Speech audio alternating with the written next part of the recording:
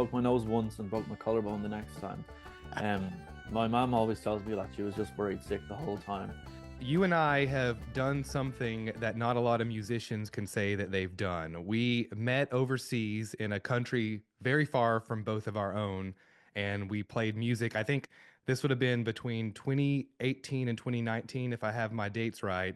But Ho Chi Minh City, Vietnam, tons of wonderful shows as a duo, an Irish American duo. And we're going to get to that in just a second. But first, tell us where you're from. Yeah, I'm from Dublin, Ireland. Um, and yeah, I'm from like quite a big town, about maybe half an hour from the city centre. So but like it's pretty busy. Yeah. And every time I go home, it's just built up even more and more. It's absolutely crazy. And Um, just to let everybody know, you're where you living right now. You're not in Ireland, but no, I'm in the northeast of England. I'm very close to County Durham, or sorry, Durham City, but I'm about 45 minutes from Newcastle. So they're the two major cities close to me. gotcha. Yeah. Okay, so I was looking at all your social media earlier, and All right. because you we played as a duo. I played electric guitar, you played acoustic. You have a guitar behind you that we're going to talk about in just a second. But I'm curious, what was your first instrument, and how did you get started playing? Was it like something that your family wanted you to do, or was it self-interest, or how old were you, and what did you start on? Yeah. I think it was definitely a sort of being pushed that direction, if you know what I mean. Um, I started out, well, I say we because me and my sister started out playing music and singing from like a really early age. And we started off, I think, it's hard to remember, but I think it was piano. We used to get lessons from like a local teacher. It was sort of like informal lessons, really. And then we both joined choirs. We sang with one of the national choirs of Ireland. And then I'm trying to think what was next. Like I didn't start playing guitar until I was about 16. I went to this Irish speaking part of Ireland called the Gaeltacht. I don't know if we've ever spoken about that. No, tell me. Yeah, it's all rural parts of Ireland where everybody speaks Irish and no English is spoken really. Hmm. And Irish is like it's a totally different language. It sounds completely different. Um, but the so because Irish is a compulsory language in school, everyone has to study it, obviously, and it's quite difficult. So it's sort of become a kind of a tradition for Irish school kids to go to a Gaeltacht, the Irish speaking area, Hmm. for about 2 or 3 weeks in the summer to sort of develop your language and have a good time. And it's kind of like a summer camp, really. So it helps out parents who are working as well, you know. Um, so I went to this Gaeltacht and there was loads of people playing music. And I could play the piano, but there were no pianos.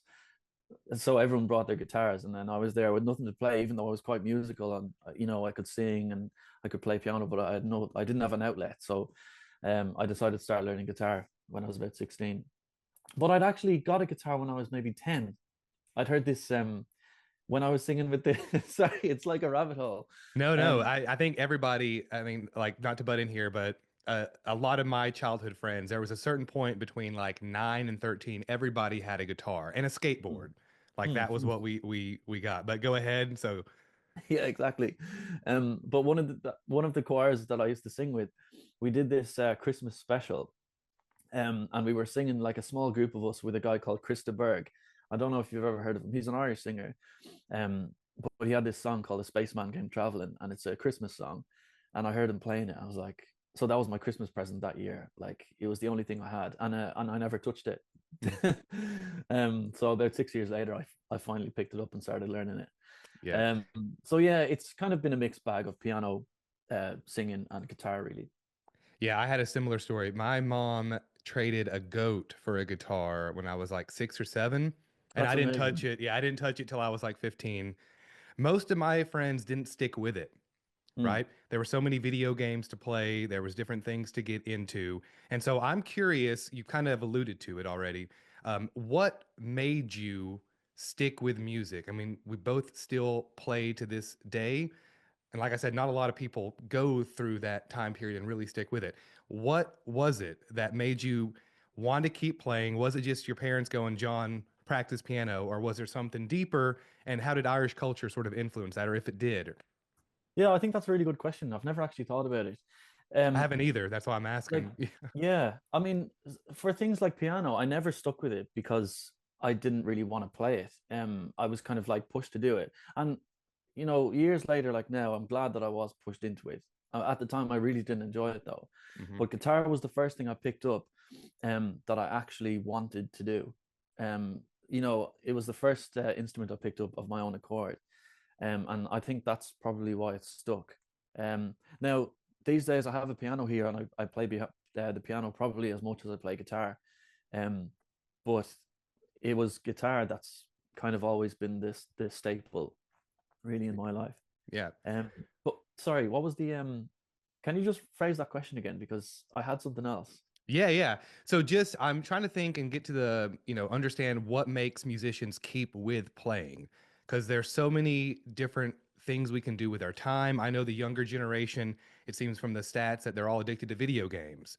And so Mm, I'm just kind of wanting to dig into this if it's like something cultural. You and I come from both very musically rich cultures here in yeah. East Tennessee and Ireland. And maybe did that have something to do with it? Like I remember going to bars in Ireland and just the jams and the music that goes on in, the corner of the bar. I'm sure that happens elsewhere. And tell me how that sort of played a role in keeping you connected to the music, if it did at all, being Yeah, surrounded by it. I think there's a point to that. Like since I've moved to the northeast of England, there's not really a whole lot of music going on. Um, like there's a couple of pubs around my area that do live music, but I don't know if it's maybe they don't the bars don't have the budget for it or what. But if it was like an equivalent part of Ireland, there would be a local pub and there'd be a session, every week Yeah. or every 2 weeks, and it would be on the impromptu side. Whereas here there might be an open mic once every 2 months or something like that, and it's very much organized and people come out. But on the other hand, I know what you mean about young kids just seem to be into video games and stuff. But that last open mic that I was at, it was like a majority of like young people, 16, 18, 20-year old young people doing it, which was really refreshing to see. I don't know if it's just because we're getting older and further removed, and we just think that young people they don't give a crap about music anymore, but it's still there. It Yeah. definitely is, and I think just as much. I think we're just getting older. Maybe that probably has something to do with it. Because I used to work as a music teacher in Asia, and I used to have people come up to me all the time saying like, um, my son wants to learn guitar. I've been looking at this like Taylor guitar, for like $799 and stuff like that, and like the kids never played, and I'm like, please, please don't spend like the likelihood of your son or daughter continuing is slim, Mhm. even though yeah, you might really want them to do it, but so many people give up, and I think that the main challenge is to actually stick at it. But I don't know if it's nature or nurture. Like I don't know why I've kept at it. Well, here's a question. Do you think so? Like for me, I don't think actually I know that say if I had grown up in I don't know, let's say Iowa or somewhere, I probably would have been less likely to stick with music and learn music because I wasn't in a culture and being immersed in the music like I have been here in East Tennessee. Do you think that being or growing up in Ireland just influenced your playing? Obviously, it did, but do you think that impacted your ability to stick with it? Possibly, but I think maybe our backgrounds are a little bit different. Like, none of my friends played or listened to like traditional or folk Irish music. All the people I knew who played music, and there were a good few, but it was more of like the pop rock sort of thing. The bluegrass thing is, obviously it's huge, and the equivalent for home is Irish traditional music. But unless you're kind of in the circle, you're not really a part of it. Yeah, And I wasn't in the circle, gotcha, so I'm not sure if that would, if my location actually played anything to do with my musical upbringing. gotcha. Hmm. So did and remind me, you went to school and you studied music in school. Am I correct on that? Yeah, well, I in a university I studied primary school teaching, but with music as a sort of an academic subject. Okay. So I studied like composition and analysis and criticism, that sort of thing. Now tell me how in the world you came to find a job in southern Vietnam, where we met years ago, some of the best years of my life, and we'll talk more about that in just a second. But how did you end up there? What was like the impetus that brought you to Southeast Asia on the back of that motorbike? Yeah, yeah. Well, it was a combination of things, really. It was sort of I wasn't really. I mean, I liked my job, but I wasn't. I knew that maybe primary school teaching in Ireland wasn't for me. Um, a couple of personal issues, and yeah, I just needed something fresh, really. And I used to teach TEFL, teaching English, sorry, as a foreign language to like Italians and Germans and Spanish students in Dublin. And I kind of enjoyed it. My family did this sort of host family thing for years growing up. So we were always kind of like, I don't know, sort of integrating with like different nationalities. So moving abroad kind of did seem a bit natural to me. And it was sort of a case of let's pick somewhere on the map and head off. And I was thinking about doing it with a friend of mine, and he backed out, and I was kind of still in the same position. So I said, well, why not? Why not just do it? Pull the trigger. And yeah, it was the best decision I've ever made. Tell me why it was such a good decision. Um, I don't know. Well, I met my wife. So Jenny, my wife, that's probably the main reason why it was so good. But also, it just kind of opened my perspectives on things. I don't know if it's maybe talking to people of like yeah different nationalities, like getting to know some American people. I've never met any Americans before, and then there's obviously a lot of Americans in Saigon, Mhm. um, Canadian, New Zealand, Australian, English, um, and like all over. So I think that kind of does broaden your horizons a little bit. So tell me, because one of the things that always was in my head when I was working every single day living in that country, and I was there for 4 years. About, I think you were there how long? About the Four same, and a right? half. Yeah, Four and a yeah, half. Just driving to work every day. Like what made it so exciting for me was just being somewhere that was completely different from here in East Tennessee. The sights, the smells, living in a massive city of, however many millions, densely packed like sardines. It was so different from my upbringing. And yeah, that's what I think is so fun about it. So when we met, you had already started playing some music in Saigon. Tell us about like your first couple gigs and how you went about approaching a business in a foreign country and being like, hey, let me, or however it kind of transpired. Mine was kind of a weird first bit, but like tell us how you started playing yeah. music. Well, like going back even further, like once I got off the plane, I had nothing. Like I left all my equipment. I had quite a lot of recording equipment and stuff at home, and even a guitar. I didn't bring a guitar with me, so I kind of arrived with nothing, and sort of had to build up again. So obviously I built up some instruments and probably too many. I ended up with basses and cajones and stuff that I never even played, but Yeah, yeah. it was just kind of let's try something new. But then my housemate who I lived with, Ben Pierce, shout out to Ben Pierce. He We lived together and we played a bit of football together and sort of found out inadvertently, um, probably at a bar, that he could sing. So and I think we hadn't met yet. We hadn't met for maybe 2 years after that or something like that. But but yeah, we started playing a bit of music and then recorded something and then we started asking around at some bars and yeah, we started playing and it was really fun. And then I think we met you Yeah. um I and remember had the a night. shared Yeah.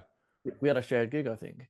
Yeah, we'll throw a picture up there. This is one of the first times we would have played together. I think you know the one I'm talking about if it's not in front of you. Yeah, yeah. I Go think we used ahead. that for ourselves as well then after. Yeah, yep, yep.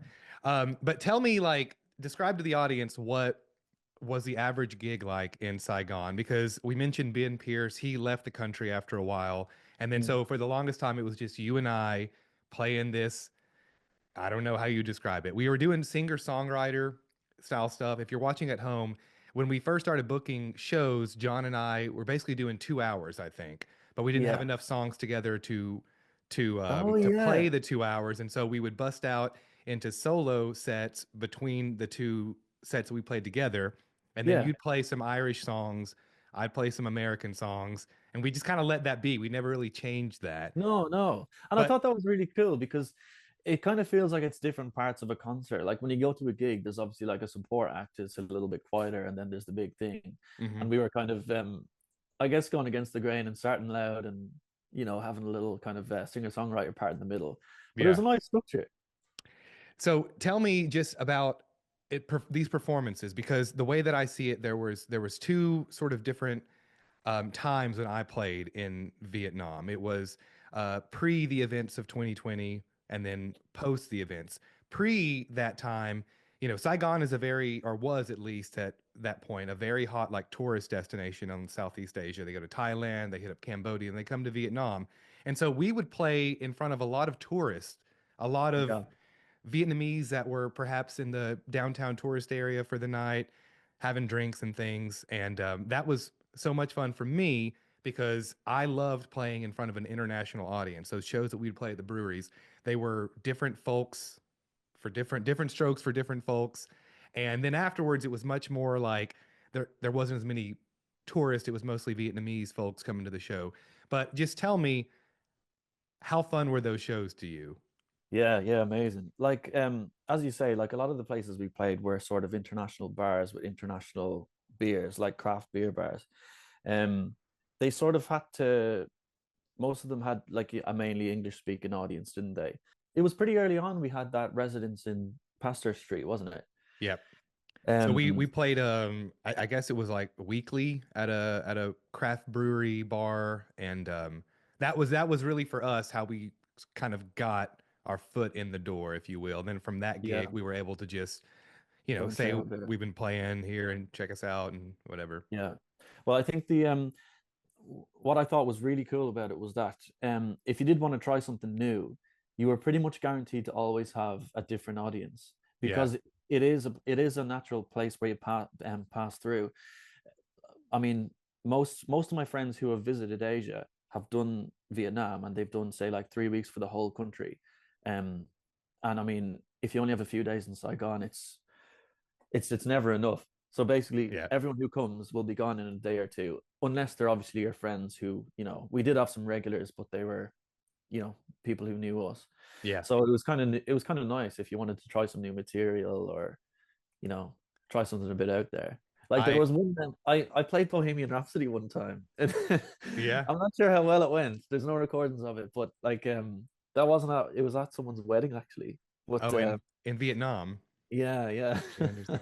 I'm going to send you a picture, John Maher, on the phone. I'm going to shoot it up on the screen for everybody watching, and I want Yeah. to hear your first reaction to this picture, going back to the good old days. Oh yeah. The Yeah, I mean traffic, that's man. that's like a Tuesday. Yeah, that's what I want people to know, because you see videos and pictures of traffic in Southeast Asia, and you might think that this is like, something that happens once or twice a year when traffic's really bad for like a holiday. No, this is like your morning and evening commute every single day of the year for 4 years. Um, Absolutely. Yeah. and I remember like I used to live close to High Tide, the bar that we used to play at, and I would take my equipment, my guitars, amp, everything like three different trips. It didn't look like traffic like this, but people get the point. Tell us about just how terrifying it was. And I'm going to have another question here to connect this. Driving a scooter in this country for 4.5 years. Yeah, I know. I mean, I had a few accidents. But I you had two did. big accidents.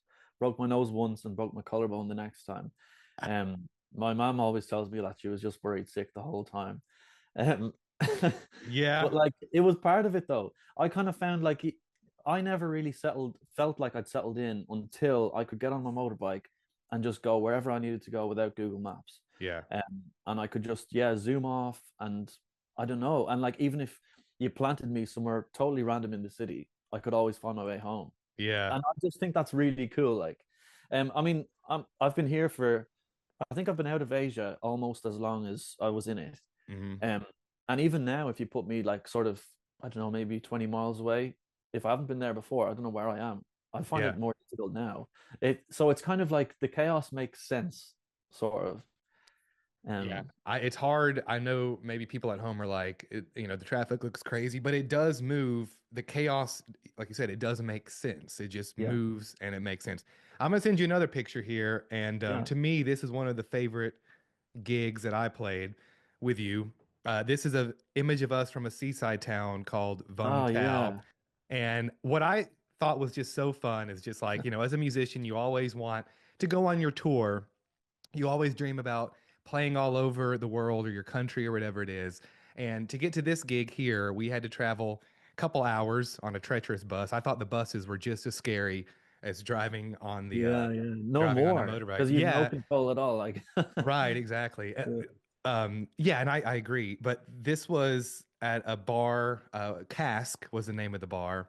We played a handful of shows there, but what I just found it was so fun to just like show up at this random Vietnamese town that's, really not a lot of people have heard of this place. And we play a gig, we get there, we run into the city, we get a hotel. We're really feeling like we're like musicians on tour, and I'm in the middle of Vietnam. And I yeah. thought that was some of the most fun that I ever had, despite how scary the bus rides were. But what did you think of those shows when we were traveling to different parts? And Yeah, definitely. Like, I mean, it was just so easy to take a holiday. Um, like compared to now, I mean, obviously I've got children now. I've got one boy, and then I've got a girl on the way in 2 weeks' time. It was you can't just get on your motorbike or get on a bus and just head off to the seaside for a weekend. So I right. think for me that was the best. That was the thing about it. Every single like a lot of time we only went for 24 hours, but it felt like we were away all week Hmm. on tour. Yeah. But it was just amazing. It's just like I don't know. It's just so carefree, really. Yeah. Um, Those are and times in my life that I cherished. Oh, I'll go ahead. Yeah, well, just sort of that like Vung Tau, it's not like it's less of a pass through sort of city than Ho Chi Minh. So it was kind of there were regulars there, and like every time we went, we did see the same people at Yeah. Bellies, and then like they'd show up in the bar, and Yeah. Yeah. you'd Yeah. have the same guy asleep at the bar, every night, which is really cool. Yeah. Uh, so we did have a good variety of gigs. Yeah. And Vietnam, we're talking about our music, but like obviously this was an amazing country full of very artistic people. If you're um maybe folks don't understand that this is a super young country, like super young. The amount of people at the time we were living there, I think the stat, I'm not going to attempt the stat, but a wild amount of people, percentage of that population were like under the age of 30. And so super energetic city. I think that it's on one of my list as like a city to check out if you are craving art.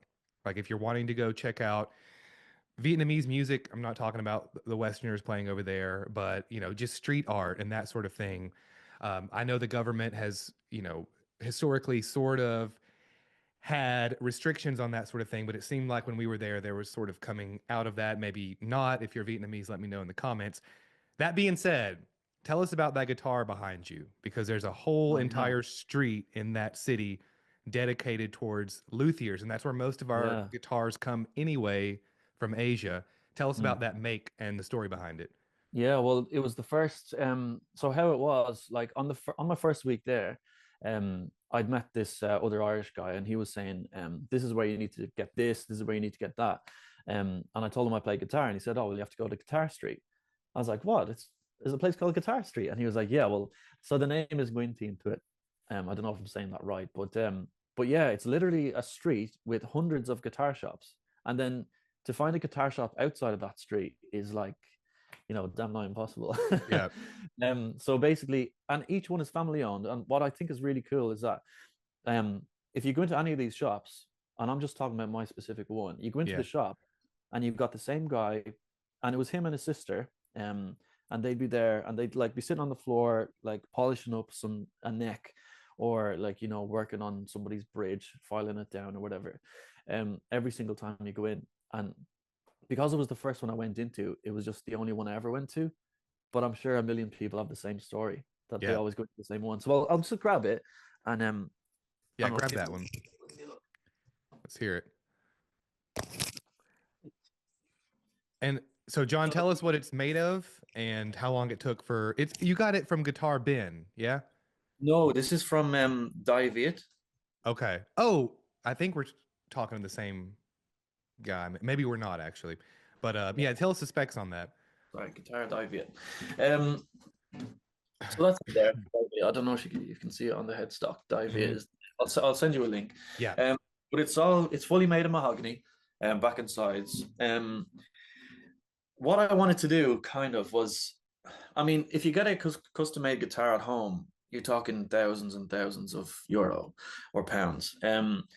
So I'd heard that you can do it in Vietnam and it's pretty cheap. So I mean, the price tag on this was 8 million, which I think now is about £240, maybe like Yeah. $300.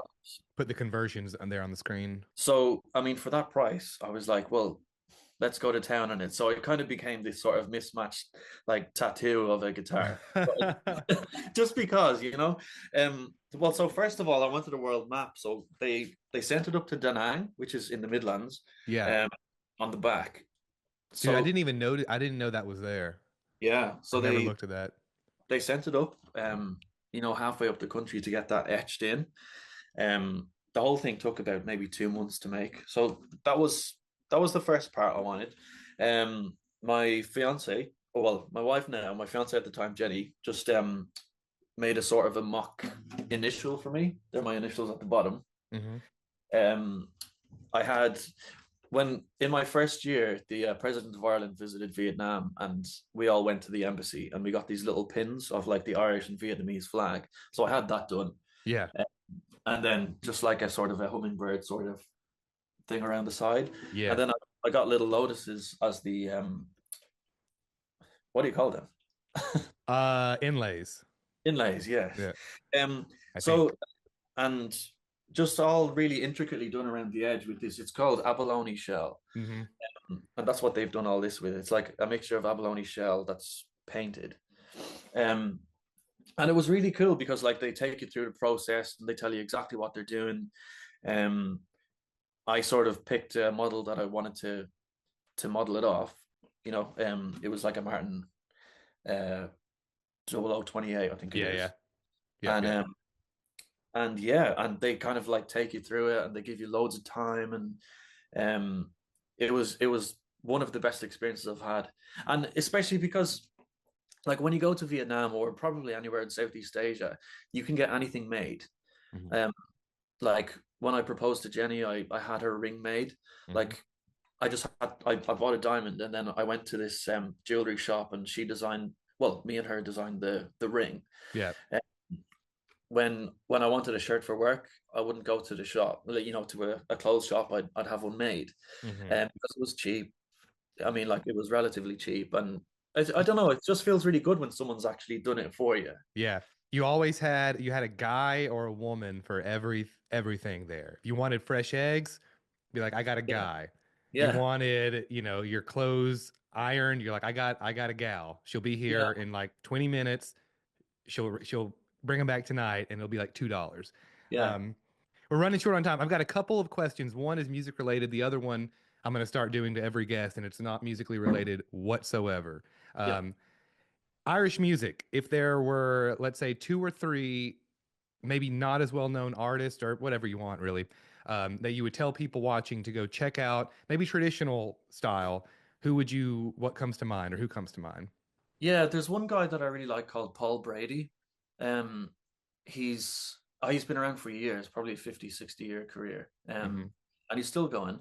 Um, and he's got a lot of folk music. And some songs that I really like are one's called Arthur McBride, another one's called The Lakes of Pontchartrain, Okay.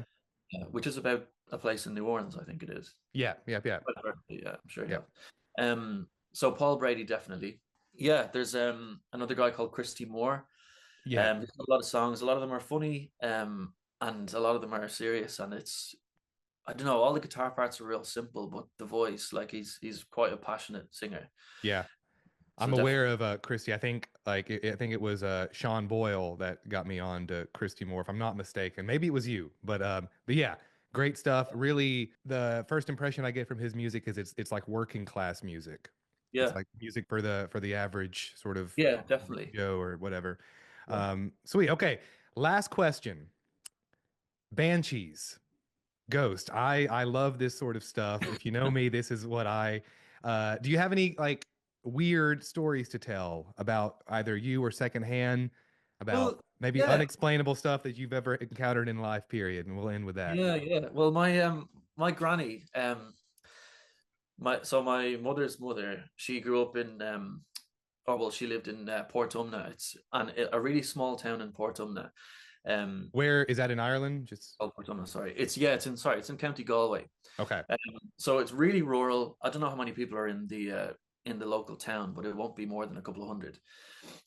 All the houses are separated by 100 meters, 200 meters. So yeah, it's quite rural, very yeah, quite desolate. But anyway, we used to go up there, and I've got cousins as well. So my mom's sister, they used to go up all the time as well. And around Halloween every year, they used to tell us this story about the banshee. Hmm. Um, and well, so a banshee is a ghost, or it's a female ghost. Um, as far as I know, that's what I think. But like, Yeah. it's much more terrifying than a normal ghost. So we just get told stories about it, and basically, if we weren't at home, if we weren't in my nana's house, everything outside, like I mean, you're just not stepping outside the door. It's ridiculously scary. But I don't have any specific story behind it. I'm gonna need to find out. I'll try and It's find out. Get back to you with that. just like an Irish folk tale. I mean, that's what Yeah, I yeah. think It of. was Yeah. just like something that they would like. Probably my uncle made up just to Yeah. scare us at Halloween time. Yeah. Yeah. Yeah. Um, But never any real life encounters. no, no, no, no real life ones. Yeah. Yeah. But Well, we've got John, we've go got ahead. a crisp named after it. It's called Banshee Bones. Never Oh, heard of them. oh, you have a what named after it? Type of crisp. It's like a baked crisp called Banshee. Oh, I'll have to check that out next time I'm over that Yeah, way. Yeah. Well, John, I appreciate it. Folks, if you were watching here, you and I have we eventually want to play some more shows together. And that's probably going to inquire or involve me coming over there to the UK or Ireland. So if you're watching this and you have any idea of where we might be able to book, just let us know in the comment section below. It'd be fun to do that. I don't know. Life's busy, but like that's going to happen at some point. definitely. Yeah, We do yeah. need to have a reunion. Do you have anything else to say? Well, I was gonna say, well, yeah. Thanks very much for having me on the show. I love it.